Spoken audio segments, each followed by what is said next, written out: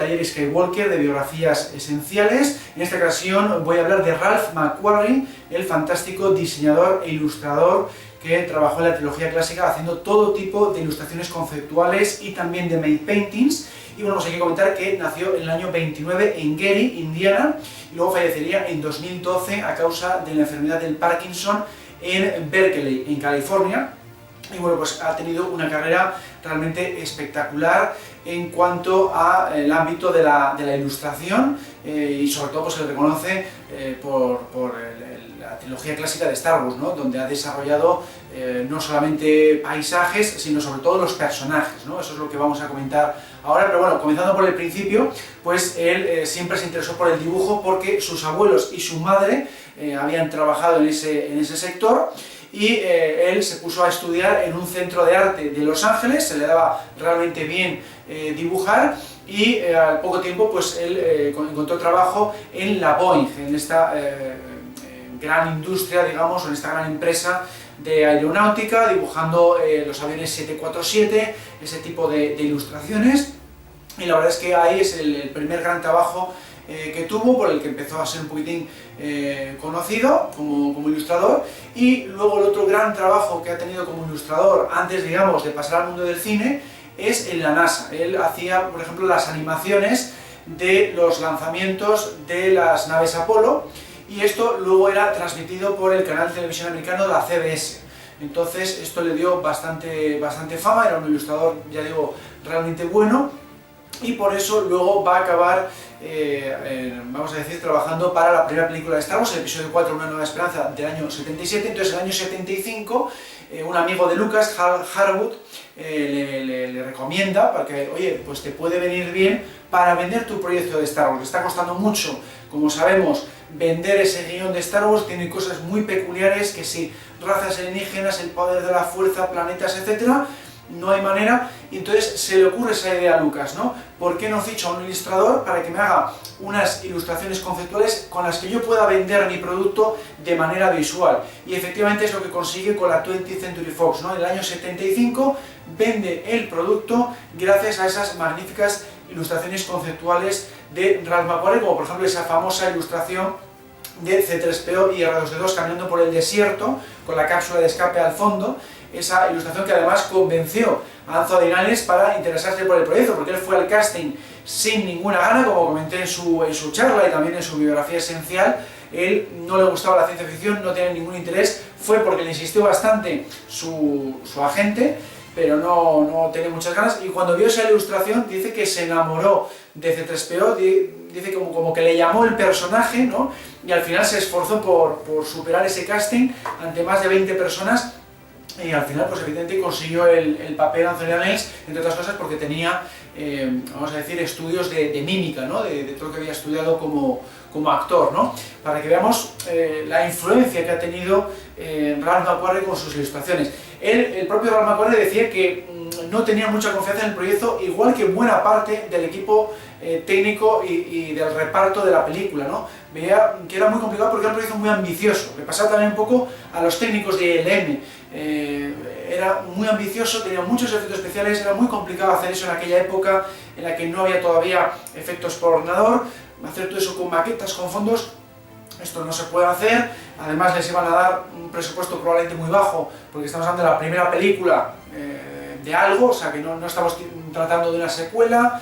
Un director que todavía no ha hecho nada de este género. Sí es verdad que había tenido éxito con la película anterior, con American Graffiti, era su única baza, pero era muy ambicioso para aquel entonces, ¿no? Estamos hablando del año 75, cuando presenta el guion Lucas a la 20th Century Fox. Bueno, pues se sorprendió el propio Ralph McQuarrie que sus ilustraciones funcionaran de aquella manera, y Lucas consiguiera ese visto bueno para ponerse manos a la obra ya con el guión definitivo y con la, vamos a decir, la preproducción de la película. Pero la contribución de Ralph McQuarrie no se queda ahí, con esas ilustraciones conceptuales primeras para vender el proyecto. Luego sigue trabajando codo con codo con Lucas, con el método tradicional de Lucas que va a aplicar también en la trilogía de precuelas, y es empezar a generar todo tipo de ilustraciones para perfilar personajes, perfilar planetas, perfilar vehículos, armas, etc. Y luego que los demás departamentos de atrecho, de diseño de producción, de vestuario lo fabriquen, ¿no? Esa es un poco la fase de preproducción que hace Lucas, que siempre se tira en torno a un año por película antes de rodar, aproximadamente, para tenerlo todo a su gusto, digamos, y llevar a cabo su visión, como él siempre dice. Y de ahí salió, por ejemplo, Darth Vader. Darth Vader se lo debemos en buena parte a Ralph McQuarrie. Es verdad que, por supuesto, Lucas le dio todas las directrices, un poquitín en el aspecto general, pero, por ejemplo, la idea de la máscara se le ocurrió a Ralph McQuarrie, porque al leer el guión vio que ese personaje tenía que pasar de una nave a otra. Ya sabemos que Atlantis 4 es capturada por ese destructor estelar, y él, en su imaginación, pues dice, como tienen que pasar de una nave a otra en esa captura de naves, pues el personaje debería llevar una máscara para poder respirar. Bueno, pues ahí se le ocurrió que ese personaje tenía que llevar un casco, se inspiró un poquitín en los samuráis y dio un aspecto fantástico para el personaje, y por ahí ya Lucas siguió jugando con esa idea, ¿no? Entonces fijaos qué importancia tiene este ilustrador en los personajes. Y lo mismo un poquito en C3PO. Es verdad que Lucas le dio unas directrices, probablemente le dijo, pues quiero que se parezca al personaje del droide de Metrópoli, pero luego, tan exactamente como lo vemos en pantalla, procede de muchas ideas que le propuso Ralph McQuarrie. Luego también, por supuesto, influyó Brian Muir, también estuvo metido un poquitín en ese diseño, sobre todo del cuerpo, que es el escultor también del casco de Darth Vader, es escultor del cuerpo de C3PO y de otros droides. Liz Moore, que es la que escultó concretamente la cabeza, le presentó también varios diseños de cabezas de C3PO, pero Ralph McQuarrie es el primer punto por el que se partía siempre para diseñar los personajes, y también R2D2. Él en un principio pensó en un diseño que era con una especie de rodamiento, no tenía patas, pero eso se descartó desde un principio porque no había tecnología para hacer eso en aquel momento, y luego ese diseño va a inspirar a JJ Abrams para diseñar a BB-8 para el episodio 7, o sea, para que veamos que luego también muchas de las ideas descartadas de Ralph McQuarrie sirvieron para muchas producciones posteriores. De hecho, hay ilustraciones conceptuales que en un primer momento no se utilizaron en la trilogía clásica, que las vamos a ver después en producciones posteriores. Por ejemplo, él dibujó un dragón Krayt, que no se iba a ver en la película, pero bueno, para inspirar a los artistas, para dar un poco de ambientación, simplemente porque se lo pidió Lucas o porque le apeteció, simplemente por trabajar en diseñar el mundo de Tatooine. Y ese dragón Krayt no exactamente igual, pero sí que se parece al que hemos visto luego en la serie de Mandalorian, ¿no? Por poner un ejemplo. Y lo mismo con paisajes que han inspirado después a planetas que hemos visto, por ejemplo, en la serie de Rebels. Lothal se pasa un poquitín en diseños conceptuales de Ralph McQuarrie. El estilo de los personajes de esta serie se basa también en el estilo que tenían los primeros diseños de Ralph McQuarrie. Por ejemplo, el Darth Vader o los Stormtroopers de esta serie se basan en los primeros diseños conceptuales de Darth Vader y Stormtroopers de este artista. Ha influido muchísimo en todo lo que se ha visto posteriormente en la saga, incluso en el universo expandido, y por supuesto se han vendido muchos productos relacionados con él. Han sacado incluso figuras o esculturas basadas en estos diseños conceptuales, han sacado muchos libros de arte basados en sus ilustraciones. Ha sido una auténtica pasada y la gente alucinada con lo que ha llegado a confeccionar y en lo mucho que ha influido en lo que luego se ha visto en pantalla. Y a todo esto de ilustraciones conceptuales hay que añadir también, que es muy importante, por supuesto, los made paintings. Él ha hecho muchísimos fondos sobre cristal. Ha habido otros ilustradores, pero él también ha hecho unos cuantos fondos sobre cristal. Por ejemplo, el de la plataforma de aterrizaje de la Ciudad de las Nubes. Él hizo algunos diseños de esta plataforma de aterrizaje. Es verdad que Harrison Ainsworth de Disney, que era un freelance de Disney, también trabajó en muchos fondos sobre cristal, era uno de sus compañeros en ese aspecto, pero él ha hecho varias ilustraciones interesantes dentro de la trilogía clásica y es otro de sus cometidos. Y ya digo, ha funcionado de maravilla también en ese aspecto, y se le debe mucho en la trilogía clásica en eso. Él incluso quería haber trabajado en la trilogía de precuelas. Él dice, si Lucas me llega a haber llamado, yo hubiera participado en la trilogía de precuelas. Lo que pasa es que él mismo veía venir que iba a fichar a gente más joven, por la sencilla razón de que por conseguir un aspecto distinto, ¿no? Y efectivamente así fue. Llamó a Doug Chiang, es el fundamental, ¿no? El diseñador fundamental de la trilogía de precuelas, porque quería un aspecto completamente distinto, tenía otra línea, ¿no? Más limpia, vamos a decir, de Art Nouveau, otra serie de estilos, y a mucha gente pues no convenció porque cambió bastante de registro, pero claro, él quería ambientar en el pasado dentro de Star Wars y quiso hacerlo de otra manera, y para eso pues es conveniente tirar de otros ilustradores, y uno de ellos, o el principal, fue Doug Chiang, y efectivamente así fue, pero incluso Doug Chiang admitió haberse inspirado en muchos de esos bocetos, ilustraciones conceptuales que ya había hecho Ralph McQuarrie.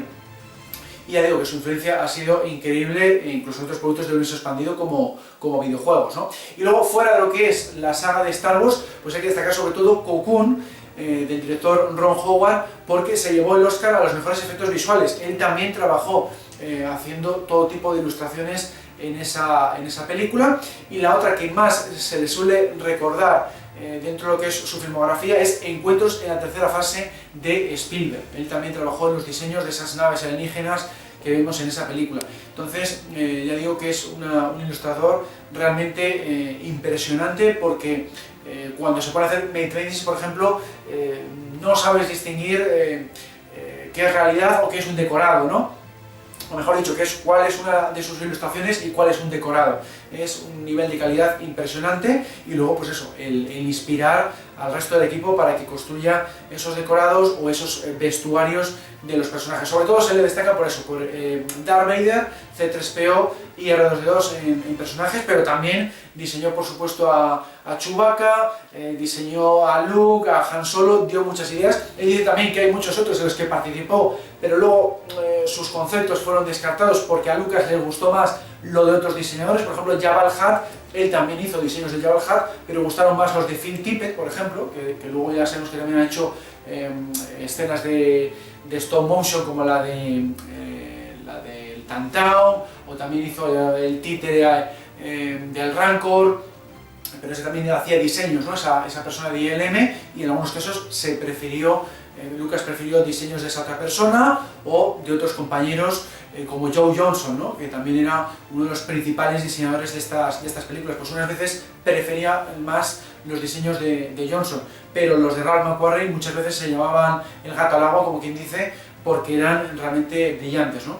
Bueno, pues esto es un poco lo que quería comentar en esta biografía esencial de Ralph McQuarrie. Le quería rendir homenaje porque la saga, sobre todo la trilogía clásica, ha dependido muchísimo de estas ilustraciones conceptuales, de sus fondos sobre cristal, los matte paintings, y ya digo, su influencia se ha visto reflejada no solo en la trilogía clásica, sino en muchas producciones posteriores, incluso en las series de live action que estamos viendo en la actualidad, o en series de animación, videojuegos, etc. Y yo recomiendo que echéis un vistazo a los muchos libros que hay sobre su trabajo. Yo personalmente tengo estos pequeños que sacaron no hace mucho, y que, bueno, os he hecho reseñas en el canal. Os recomiendo que les echéis un vistazo. Son de este tamaño, así muy pequeñitos, y por muy poco dinero pues podéis tener un poco de arte de Ralph McQuarrie si no queréis gastar mucho dinero, porque es verdad que igual los otros son más difíciles de conseguir. Son libros que tienen ya sus años, han salido a lo largo de varias décadas, y otros que han salido igual son más de edición coleccionista, son también muy caros, los que son ya de láminas grandes, pero yo por lo menos sí que me quería hacer con estos pequeñitos, que igual por 10 euros pues puedes tener un poco de arte de Ralph McQuarrie, o hay postales también. Yo tengo alguna postal. Es muy chulo tener algo de Ralph McQuarrie en casa. Incluso tengo algún portfolio que han sacado, tengo el portfolio que hicieron de Ralph McQuarrie, que también os lo he enseñado en álbumes de la página de Facebook, y que también, si lo podéis conseguir por ahí, pues la verdad es que es muy recomendable, porque son auténticas obras de arte, ¿no? Bueno, pues con esto termino esta biografía esencial. Espero que os haya gustado, y nos seguimos viendo en Talleres Skywalker, tanto en la página de Facebook como en el canal de YouTube. Un saludo a todos y hasta la próxima.